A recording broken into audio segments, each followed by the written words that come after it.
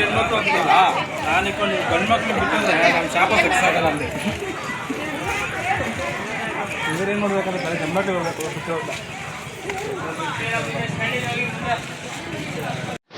ನಾಳೆ 5/2/2025 ಬ್ರಹ್ಮೋತ್ಸವದಲ್ಲಿದ್ದು ಸಾವಿರಾರು ಜನರು ಒಂದು ಸೇರಲಿರುವ ನಿರೀಕ್ಷೆಯಿದೆ.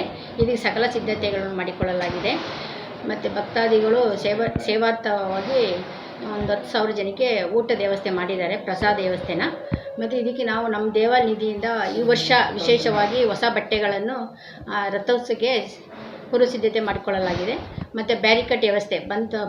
ನಾಳೆ ಬೆಳಗ್ಗೆ 4 ಗಂಟೆಗೆ ಪೂಜೆ ಶುರುವಾಗಿ ಅಭಿಷೇಕ ಮತ್ತು ಪೂಜೆ ಎಲ್ಲ ಆಗಿ ಬೆಳಗ್ಗೆ ಒಂದು ನೈವೇದ್ಯ ಆಗಿ ಶಾತುಮರೆ ಆದಮೇಲೆ ಒಂದು 6 ಗಂಟೆಗೆ ಸೂರ್ಯಮಂಡಲ ಹೊರಡುತ್ತೆ. ಸೂರ್ಯಮಂಡಲ 6 ಗಂಟೆಗೆ ಹೊರಟು ಒಂದು 9 ಗಂಟೆ ಅಷ್ಟೊತ್ತಿಗೆ ದೇವಸ್ಥಾನಕ್ಕೆ ಬಂದ ಮೇಲೆ ಹೋಮ ಆದಮೇಲೆ ಕಲಶ ರಥ ಪ್ರತಿಷ್ಠೆ ಆದಮೇಲೆ ಕಲಶ ಪ್ರತಿಷ್ಠೆ ಆಗುತ್ತೆ. ಕಲಶ ಪ್ರತಿಷ್ಠೆ ಆದಮೇಲೆ ಯಾತ್ರಾದಾನ ಅಂಥೇಳಿ ಆ ಯಾತ್ರಾದಾನ ಆದಮೇಲೆ ಉತ್ಸವ ಮೂರ್ತಿ ಹೊರಟು ಇಲ್ಲಿ ಮಂಟಪೋತ್ಸವಗಳಾಗುತ್ತೆ. ಅದಾಗಿ ಮಧ್ಯಾಹ್ನ ಒಂದು 2:30 ಅಷ್ಟೊತ್ತಿಗೆ ರಥದ ಹತ್ರ ಬಂದು ರಥಾರೋಹಣ ಆಗಿ ರಥ ಹಿಡಿಯುತ್ತೆ.